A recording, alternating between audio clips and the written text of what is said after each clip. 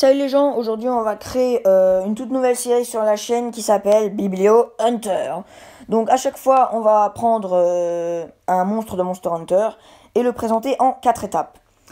Ne perdons pas de temps et c'est parti pour le premier monstre. Aujourd'hui on va parler du Glavenus. C'est parti pour la première chose à savoir. Donc première chose à savoir, c'est que le Glavenus est un monstre de type feu.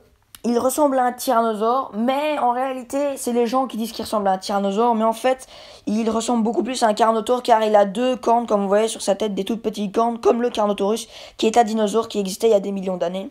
Donc voilà. Le Glavenus possède une gueule très très féroce, ouais, elle est quand même assez imposante. Il a une énorme queue, et s'il vous plaît, pas de jeu de mots avec ça, hein. Voilà, on est quand même assez mature pour ne pas en faire.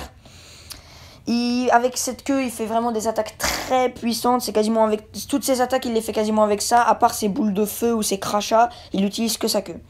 Voilà, donc c'est parti pour la deuxième chose à savoir.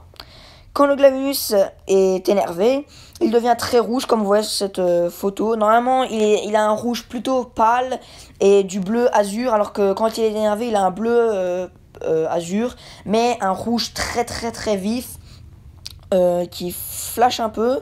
Il a on va dire un peu de flamme, d'étincelles qui sortent de sa bouche, comme la Ratian quand elle est énervée. Sa queue, elle devient en lave carrément, et il peut faire une attaque ultime tourbillonnante qui fait très très mal.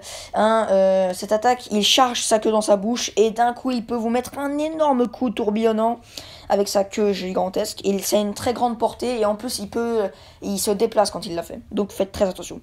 Les armes que je conseille contre lui sont la Volto et la Morpho, car elles font des dégâts corrects dans leur mode hache et dans leur mode épée.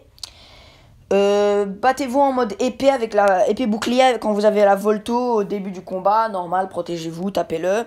Et quand il est par terre, je vous conseille vraiment de mettre le mode hache qui va vraiment lui faire des dégâts extraordinaires, vraiment. Sa vie va partir très très vite avec ses dégâts de hache, surtout les attaques élémentaires. Et pour la morphage, c'est pareil, hein, en mode hache ou en mode épée, vous pouvez le bourriner. Et quand il est par terre, vraiment, bourriner aussi d'attaques élémentaires, ça lui fera très très mal. Donc voilà, c'est parti pour le troisième chose à savoir. La troisième chose à savoir, pardon. Donc sa faiblesse, il est faible contre l'eau, le dragon et la glace. Donc l'eau, bon, à part le Yuratodus et le Namiel, il n'y a pas vraiment d'armes, je dirais. Hein, pour être franc. Mais le dragon, on peut conseiller celle du Gormagala, du Deviljho ou du Nergiganté. Pour ce qui est de la glace, Beotodus, Barrios ou le Velkhana.